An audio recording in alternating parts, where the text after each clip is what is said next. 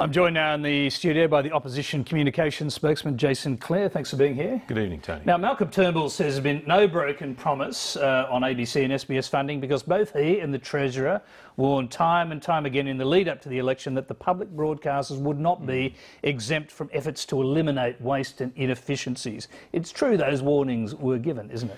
Look, I don't think that passes the pub test. I thought Malcolm Turnbull was better than this. It passes the truth test, does it, but not the pub test? What he's effectively saying, break it down, he said this on Q&A as well, is that Tony Abbott didn't break a promise because even though Tony Abbott said there'd be no cuts to the ABC, what he really meant was that there'll be no cuts to the ABC over and above the cuts that I said there'd be to the ABC.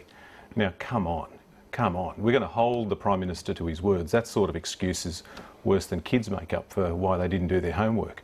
People know the Prime Minister promised the night before the election that there'd be no cuts to the ABC, and he said that along with a long list of other promises: no cuts to health, no cuts to education, no changes to the pension, and he's broken all of them, this long laundry list of lies. I'll just go back to take up Malcolm Turnbull's point. Joe Hockey, in the same Q&A program, sitting next to me, in fact, answering a questioner as to whether the ABC's funding would be cut, said, essentially, he couldn't rule out changes due to waste and inefficiencies. And Malcolm Turnbull says he's gone through this process now methodically. He's appointed a review of waste and inefficiency, effectively. Now he's acting on that. And all organisations can be more efficient, and the ABC is no exception to that. Whether it's a government department or a private company, any organisation should be more efficient.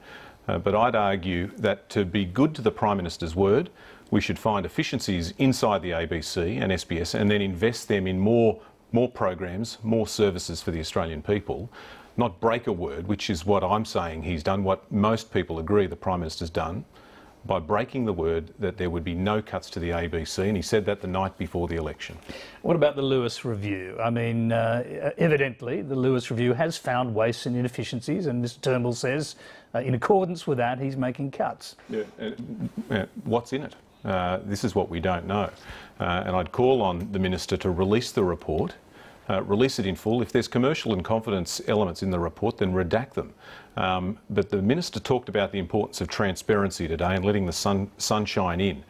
Well, if you want to get to the bottom of this and understand exactly where you can find those efficiencies and have a proper debate about it, about whether it's going to affect content or just back office, then release the report, and he's refusing to do that.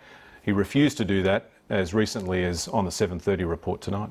Now, critics of the public broadcaster will argue, and have argued indeed, that the funding cut locked in at 5% over 5 years means the ABC's gotten off lightly.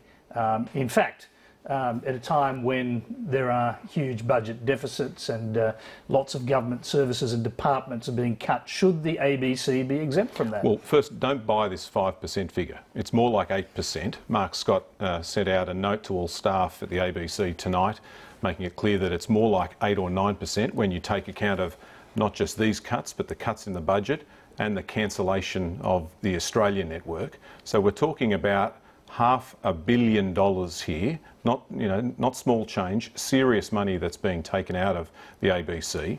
And the point I'd make, I keep coming back to, is I think the people of Australia were entitled to trust the Prime Minister the night before the election when he said he wouldn't make any of these cuts. He now has. That's why this is going to an issue of trust. I said today you could put the Prime Minister on a polygraph and it would break. And what's breaking seriously now is the trust, the relationship between a Prime Minister and the Australian public. People don't need to love a Prime Minister, but they do need to trust them. They do need to respect them. And I think that's seriously at risk now with all of these broken promises. Do you think the cuts should affect, as Malcolm Turnbull says, it should all happen in the back rooms of the ABC? Well, it should all happen behind the scenes and nothing should affect the programming unless the ABC chooses to do it that way. Do you accept that argument? Well, the only way to know the answer to that question is to release the Lewis report. But what we know is, according to the Chief Executive Officer of the ABC, that this will lead to hundreds of people being sacked, as well as terrific programs that people enjoy being axed. Unless we get the Lewis review, we can't know whether that's necessarily has to happen or not. But if you take the Minister at his word, he seems to be suggesting the ABC is using the government cuts as a cover for cutting programs and services and and so on, which it wanted to do in order to create a pool of funding to invest in digital technology for mobile phones and so on. Well, they're trying to shift the blame. Look at what the Minister said today. He said, the ABC's trying to shift the blame? No, Because that's well, what no. Malcolm Turnbull said. Well, he's saying you would be a coward to cut programs and use this as an excuse to do it. What I'd say is it's cowardly to break promises and not even admit that you've broken promises. And it's cowardly to try and hide behind ABC management here. You've cut the budget, admit that it's a broken promise, and then I think people will be more interested in what you've got to say. All right, finally, how do you interpret Mr Turnbull's move to disempower the ABC's Managing Director, Mark Scott, by taking away from him the title Editor-in-Chief? Well, look, Lee Sales conducted a pretty convincing cross-examination of Malcolm Turnbull this evening where she identified why that wouldn't work. You couldn't necessarily give that job to another person because they couldn't properly review the type of things that the Chaser do, well, for example. You couldn't give that job to the current head of News and Current Affairs because they deal only with News and Current Affairs, not other programs. But you could theoretically bring someone in from the outside. That's right. And give them power over all the ABC's editorial content. Do you think that might be in play? Well, I think that's the sort of thing the board should look at. I think ministers need to be very careful to keep at arm's length from the board and from the operation of the ABC. We shouldn't be telling people what should be on television. We shouldn't be telling them what they should be investing in, whether it's digital or traditional media. And they should be very careful about telling people who should do what job here at the ABC. Well, the Minister says he's not telling the board what to do. He's giving them advice, as he's entitled to do as the Minister under the Act.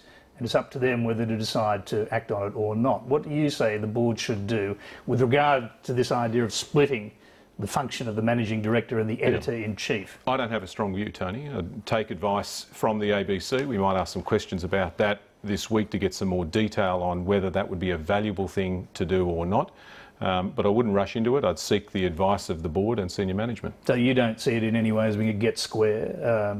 Mark Scott has obviously had a very strong independent position in the way he's handled all of this. Look, there's no doubt, it's not a secret that there's lots of people in the Liberal Party who don't like the ABC. One of the things they've got to be very careful of, though, is that a lot of people in Liberal and National Party seats love the ABC, and they love the ABC more than they like this current government. So they should be very careful about the way they proceed here. I think Malcolm Turnbull's lost a fight here.